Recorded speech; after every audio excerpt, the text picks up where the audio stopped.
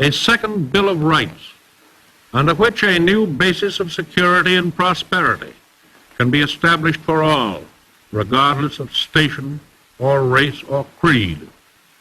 Among these are the right to a useful and remunerative job, the right to earn enough to provide adequate food and clothing and recreation, the right of every farmer to raise and sell his products at a return which will give him and his family a decent living, the right of every businessman, large and small, to trade in an atmosphere of freedom, freedom from unfair competition and domination by monopolies at home or abroad, the right of every family to a decent home, the right to adequate medical care and the opportunity to achieve and enjoy good health, the right to adequate protection from the economic fears of old age, sickness, accident, and unemployment, the right to a good education.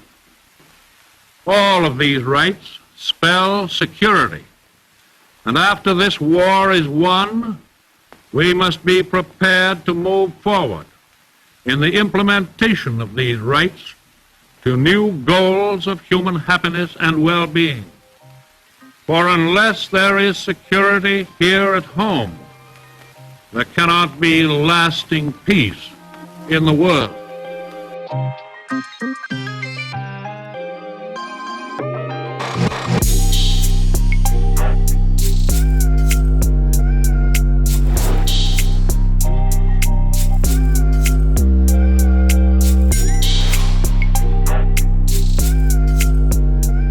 Eu sou moradora do bairro, né? Sou moradora há bastante tempo e sempre que eu andei pelo bairro eu não tive, não sei por ser moradora, essa dificuldade que sempre que as pessoas, quando eu falava, moro no Roosevelt, nossa, mas aquele bairro a gente entra, não consegue sair e é muito difícil.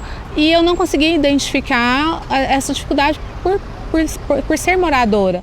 Eu já sabia, né, como arquiteta, que era um bairro projetado, mas não tinha identificação de quem era o arquiteto, né, ele é muito pouco conhecido. O João Jorge Cury, ele se forma em Belo Horizonte, na primeira turma de arquitetura da UFMG, que até à época não era conhecida como UFMG, mas sim Faculdade de Arquitetura de Belo Horizonte.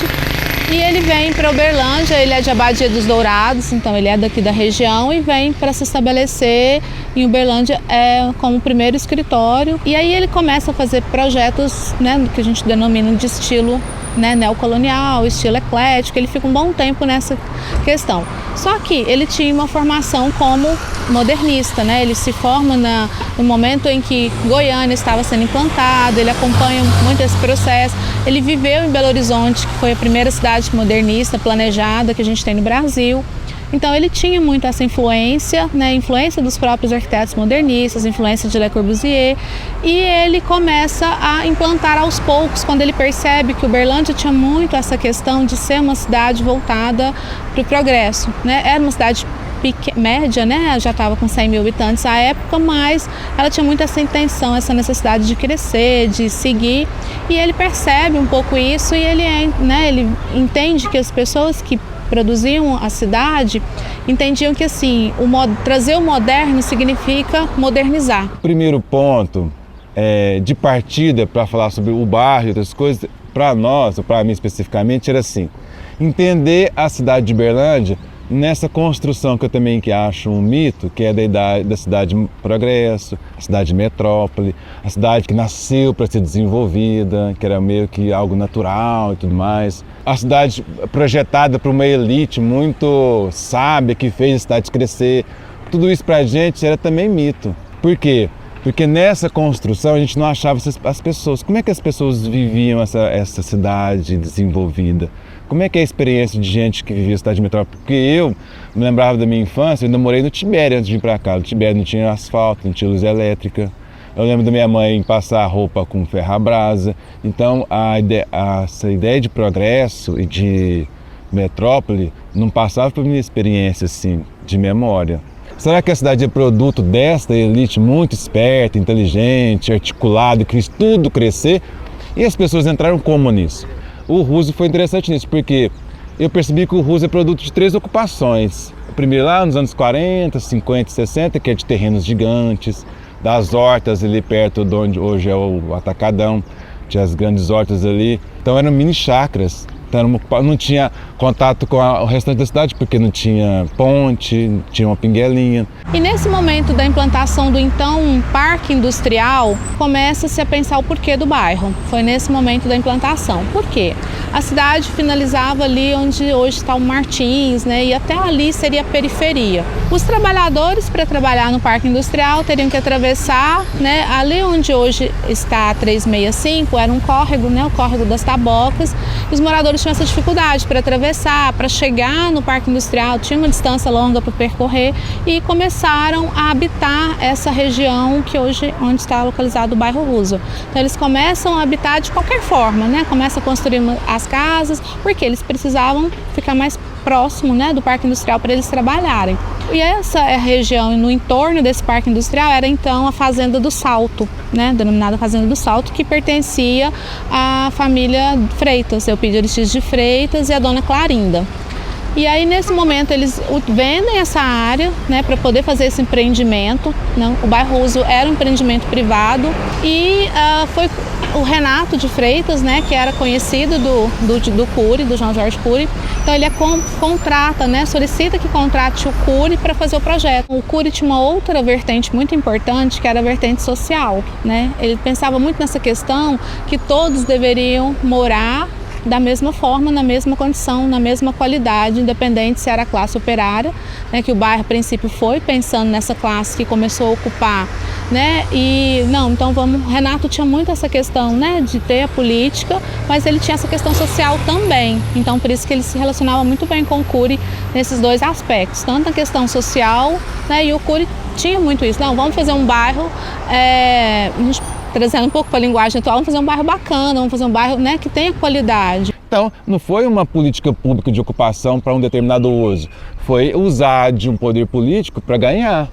Então, você faz um loteamento, espera valorizar, ele vendeu isso aqui tudo para o Estado, as casas do BNH é o Estado que comprou.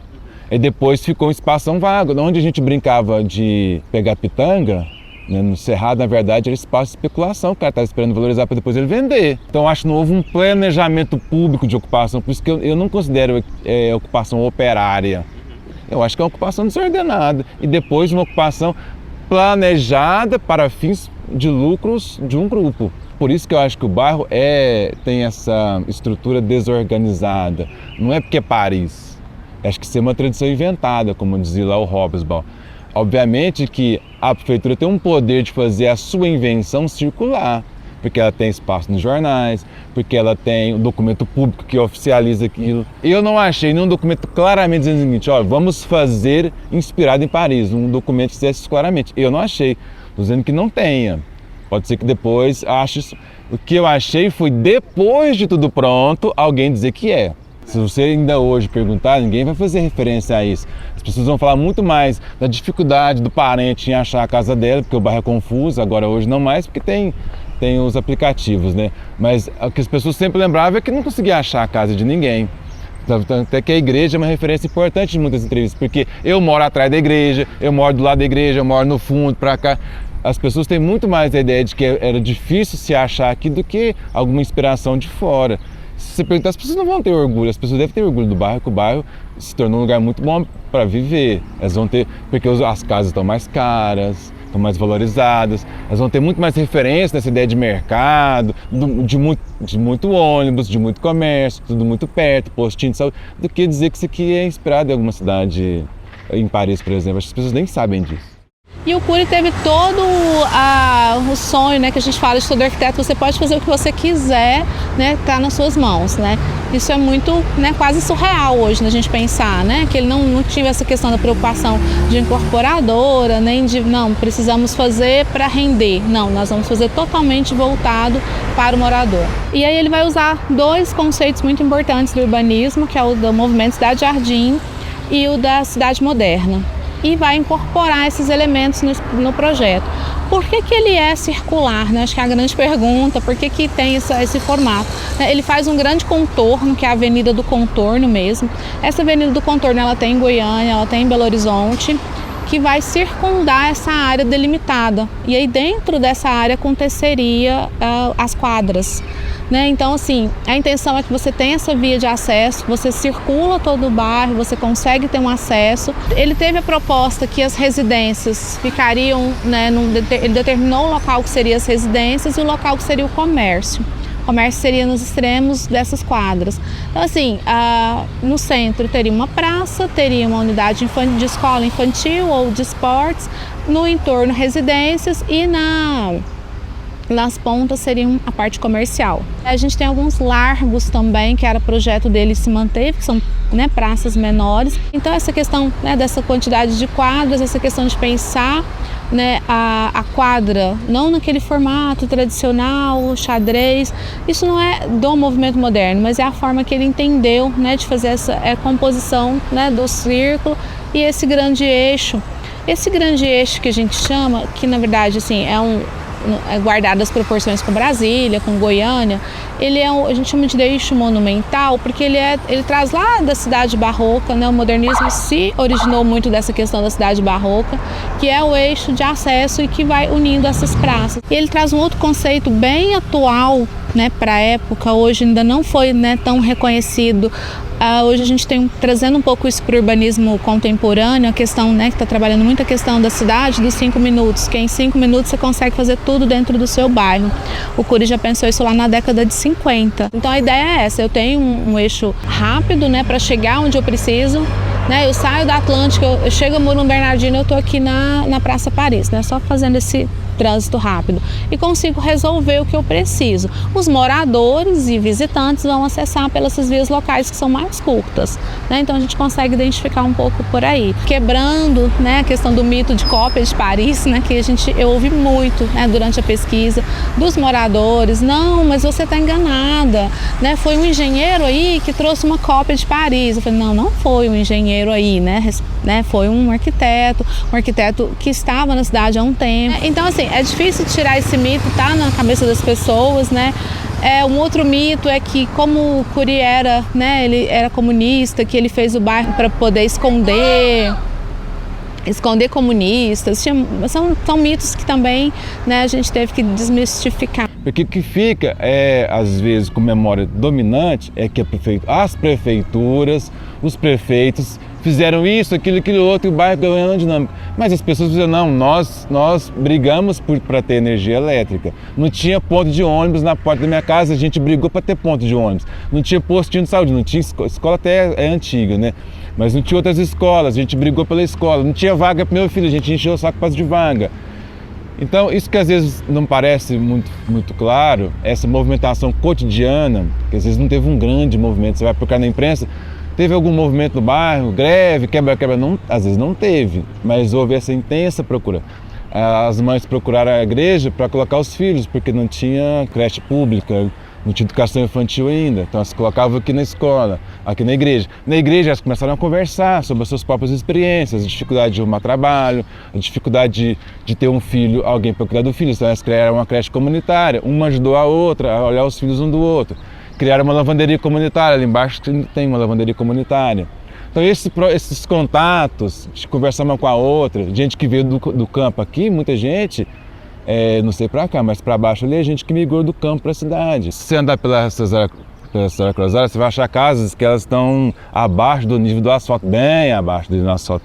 Que era gente mais pobre, que não conseguia fazer terraplanagem para conseguir a casa no mesmo nível. Fez do jeito que era possível. Então, passando a população mais pobre. Você vai ver o preço dos terrenos aqui na imprensa, eram bem baratinhos nos anos 60, 70.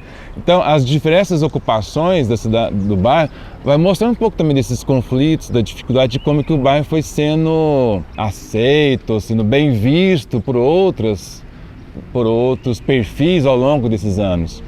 As casas do BNH, sim, aí quem construiu foi o Estado, né? Mas eram todas casas iguaizinhas. Se desce ali agora, vai no conjunto, não tem uma casa igualzinha a outra mais. As pessoas foram dando sua cara para as casas, colocando uma samambaia, pintando, fazendo um portão diferente, um muro, colocando uma calçada, uma plantinha, enfim. Então, acho que sim, esse bairro é a cara dessa população, também muito heterogênea, né, das diferentes ocupações. E nesse momento dos anos 2000, 2010, até esse momento, que é a questão da verticalização chegando ao bairro. né, que é um outro ponto, né, de mudança de forma de ocupação. Então, assim, os terrenos estão sendo vendidos para esses edifícios, né? Mesmo a gente considerando aí que a verticalização seria para prédios, né, acima aí dos 8, 10 pavimentos, a gente tem bastante prédios com 3, 4, né, que não precisa do elevador, mas começa-se um processo dessas verticalização, né, desses edifícios mais altos e cada vez mais, né, e muda, né, a configuração. Então, não sei, o Cury obviamente não pensou, né? Ele pensou em residências, ele pensou em casas que as pessoas saíssem e já estavam numa praça, ele pensou nessa questão da relação social, né? Das pessoas conhecerem, né? De se habitarem, um bairro menor, né? Que era também o conceito da cidade jardim, né? Das pessoas estarem dentro desse cinturão verde, estarem dentro dessa via circular e uma rodovia, né, de fácil acesso. O que é interessante? O traçado não alterou, porque esse traçado já estava pronto, né? Não teve assim, vamos abrir uma rua aqui, porque aí acontece muito, né? O bairro vai crescendo e vai abrindo algumas vias, o bairro não é projetado. No caso do Roosevelt, não, né? Então, e aí ele ainda continua atual, como se ele tivesse sido projetado para isso, né? Ele projeta essas avenidas muito largas já de início. Assim, o que eu fico tentando porque eu vim na década de 80, né? Muito pequenininho, não vou lembrar, né? Mas com esse passar do tempo, a gente anda pelo bairro, né? Andava muito pouco fui andar mais para a adolescência. Então as ruas já eram assim, tudo era muito largo, né? Isso se manteve. Então eu acho que essa questão facilitou para a questão de trazer essa verticalização hoje, porque ainda continua com essas vias permitindo, né, essa questão de verticalizar. O bairro é muito melhor do que, evidentemente, 20 anos atrás. É um bairro sem grandes problemas assim. O que eu penso pensar enquanto problema, eu acho que é uma questão mais geral da própria cidade, do perfil de cidade que se vai se constituindo, que não é uma cidade que abraça, que pensa as desigualdades, que trabalha as suas próprias contradições, que tenta mesmo incorporar as pessoas nas suas múltiplas diferenças e desigualdades. Não é isso a cidade que se constitui. Então, até tem espaços de convivência, porque isso, inclusive, é um projeto antigo, inclusive lá do Cury, né? As coisas de espaços de convivência e tudo mais. Mas eu acho que ainda é uma dinâmica de não reconhecer as pessoas como produtoras da cidade, de forma geral. É mais assim a questão que nós precisamos trazer o Cury para a memória dos uberlandenses, eu acho, né, das pessoas que vieram para Uberlândia, dos novos arquitetos que estão se formando. Eu acho que ele é um arquiteto importante, ele foi o primeiro arquiteto a chegar aqui na cidade, é um arquiteto pioneiro, tem uma obra, embora a gente tenha assim uma grande parte da obra dele demolida, infelizmente, né? Assim, não se preserva muito essa questão arquitetônica na cidade. Esse é um apelo que a gente sempre faz, mas eu acho que ele tem uma relevância que ele precisa ser conhecido, né? Tanto pela questão urbana, né? Das praças, né? Da questão do próprio bairro Roosevelt, né? De imaginar que teve um projeto muito grande, né? Para esse bairro estar acontecendo, e com uma grande também falar da questão da importância dele como o maior bairro da Zona Norte até hoje, né? Com 45 mil habitantes, é quase uma cidade pequena. E todas as pessoas, para acessarem a Zona Norte, praticamente têm que passar pelo bairro Roosevelt, né? De uma forma ou de outra, né? Ele se torna aí um grande ponto de acesso, né? Para as outras áreas, né? Hoje a gente tem a questão do anel viário como acesso também ao setor industrial, mas o bairro ainda continua, né? Acho que guardando isso. Eu quero só lembrar do meu pai, que veio para cá nos anos 70, ele veio do campo para a cidade. E lembrando que do meu pai e da minha mãe, que o bairro é um pouco a história dessas pessoas que vieram para cá, morar perto do mato, era onde eles conseguiam pagar o financiamento do BNH que dava, que não tinha asfalto, que não tinha rede de esgoto, tinha energia elétrica, não tinha muita coisa, era longe do centro, mas essas pessoas vieram, elas criaram os filhos, elas encheram o saco, elas brigaram por escola, elas brigaram pelo postinho. Então essas pessoas, elas não saíram daqui porque elas não tinham condições de sair, elas não tinham margem de escolha, mas mesmo nessa baixa margem de escolha, elas produziram esse espaço aqui.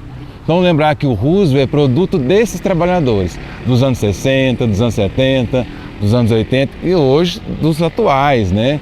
Então é só lembrar disso. Então, o meu pai, a minha mãe, todos os outros que vieram para cá do campo para a cidade, que para muitos pareciam um grupo de alienados, que não estavam no sindicato, não estavam no movimento social, eles estavam aqui, produzindo cotidianamente esse espaço. Então, o asfalto, a escola, o postinho, o supermercado, o banco é produto dessas pessoas. Acho que eu gostaria de deixar essa reflexão.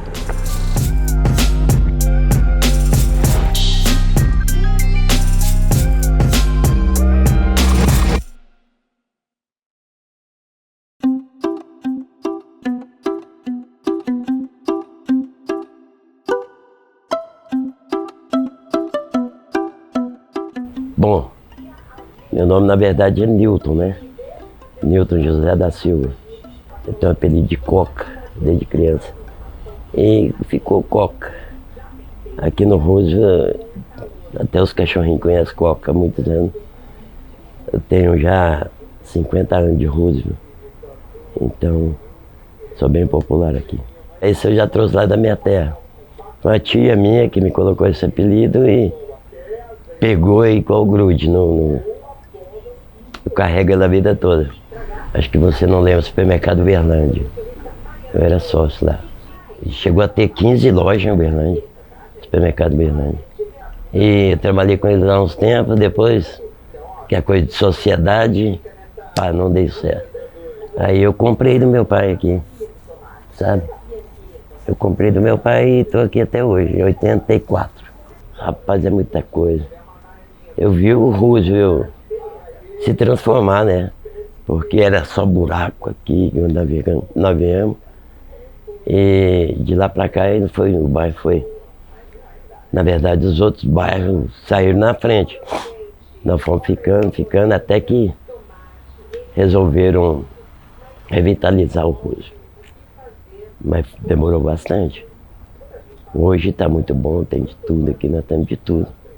É bem próximo do centro, a gente vai a pé para o centro. Não é longe. E ficou muito bom o Roosevelt. Eu adoro. Eu creio que a relação minha com as pessoas mesmo. É que eu fico bem à vontade. Minhas coisas, minha família, ninguém mexe. Tem colégio, tem grupo escolar, bem próximo aqui, tem tudo. A rodoviária aqui pertinho, né? Aqui, se a gente for caminhando no centro, vai com 10, 15 minutos, vai na Tubobilela, então. O bairro é bem gostoso de se morar, tudo. E é tudo morador antigo, então não tem muita violência, não tem. É tranquilo, bem tranquilo. Se quisesse um calçado, uma roupa, a gente tinha que ir para o Martins, lá para o centro, para comprar, que aqui a gente não tinha. Bem diferente de hoje, que tem várias lojas, né, supermercado, tem tudo. Eu creio que o Roosevelt, o atrativo maior, são as praças, a igreja, né, São Judas, que é bem famosa. E as praças, eu acredito que está assim. Tem a Praça Paris lá em cima, muito boa. Inclusive a gente faz caminhada lá. Eu acho que é um atrativo maior do Roosevelt. E o bairro do Coca, lógico.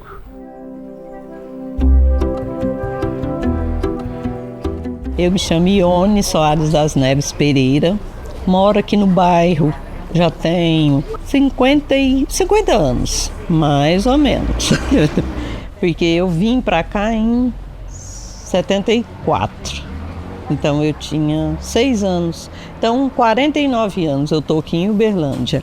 Hoje posso dizer que tem tudo, supermercado, banco, lotérica, loja de roupa, loja de tudo que você precisar. Tudo que você precisar, você acha aqui no bairro. E na Redondeza, tudo. Tudo você tinha que ir no centro, no Martins para lá. Não tinha nada, tinha mercearia. Tipo a do Coca, que era do pai dele, ali perto da gente. Mas assim, era bem simples. Hoje não, hoje tudo que você precisar tem aqui no bairro, não precisa sair. Banco, lotérica, lojas, papelaria, várias, bares, esqueci dos bares aquela hora, tem muito bar, muito bom, assim, que atende muito bem, e tem igreja, Tem centro espírita, tem igreja evangélica, tudo que você procurar tem aqui no bairro. O que mais? Lojinha de atacado tem também, tem os supermercados, eu falei, tem de tudo. Meu pai tinha essa casa onde eu moro, comprou a casa aqui pertinho, 2 quarteirão da Constelação. Então, quando eu morava de aluguel, para cima do Polivalente ali. Só que aí a gente vendeu o caminhão que a gente tinha e comprou a casa do meu pai. Tem 16 anos que a gente está, não vai para 17 anos que a gente está ali. Então, assim, e a escolha de ficar perto da minha mãe e perto da sogra, para ajudar. E eu trabalho aqui também, então ficava perto de tudo. Aí eu comprei a casa dele e a gente está lá até hoje. A infância foi muito boa, brinquei até mandar parar, porque podia brincar na rua. Hoje em dia você não deixa menino na rua, mas nós brincamos. Nós somos 4 irmãs. Aí tinha a meninada da rua. Nossa, brinquei demais. O que mais? Mãe, lembra de alguma outra história? Eu estudava na última rua ali, na Osmar Salles, na Faderson. E deu uma chuva muito forte. Só que acabou a chuva, em vez do pessoal esperar a água passar, não, pôs os meninos tudo para fora. Aí a minha irmã mais velha, aquela que saiu daqui, ela foi buscar nós na escola e subindo. Quando chegou na Cesar Cruzado, eu era pequenininha, né? Porque eu já sou baixa desde até então. E aí, quando eu fui atravessar, veio um galho e me jogou dentro da vala. A minha sorte, por Deus, lógico, tinha o açougueiro que ficava em frente, estava olhando a chuva e viu eu caindo. Aí ele correu e me pegou. Menina, pelo amor de Deus, não estaria aqui. Graças a Deus eu estou e eu sou Pedro. A gente viveu lá, começou a loja pequenininha lá em 77. Aí depois, com quantos anos, mãe, a gente veio para cá? Começou lá em 77 e nós ficamos lá há quanto tempo? 84. Em 84 a gente comprou o terreno aqui, construiu e veio para cá. Eu acho que ainda precisa de bueiro, esgoto, para escoar mais rápido a água. E, não, você sabe que assim, em vista até que tá muito bom. Talvez mais sinaleiros, obstáculo para ter jeito do fluxo, né? Mas eu acho que em vista, escola tem de tudo. Então, assim, tá muito bom. Mas a nossa loja também é um ponto de referência, porque nós está aqui desde 77. Todo mundo, tanto tem até a história, né, mãe, aquele menino. Ele passava aqui na porta, não, vamos na Lojas Americanas. Não, menina, na Lojas Americanas é lá no centro. Não, aqui, ó, na Lojas Americanas, mostrando aqui na loja da minha mãe. Meu pai tem 13 anos que ele faleceu, mas trabalhou praticamente a vida inteira aqui também, desde quando abriu, estava aqui. Viajou muito para São Paulo, coitado. Minha mãe, nossa, uma sofrência. Foi costureira a vida inteira. Depois que abriu a loja, aí diminuiu, mas costurou demais, coitado. Meu pai foi de tudo também, foi carroceiro, foi feirante. Eu ajudei na feira também. E depois que abriu a loja, aí ficou só na loja. Tem muitos clientes fiéis ainda que continuam. Passou de pai, filho. Inclusive tem dia que chega aqui e fala, nossa, comprei muito papel de carta aqui, pipa, brinquei demais e vim aqui e compro. Nossa, muito bom. Então, o pessoal continua, mesmo que muda, ainda volta para comprar da gente.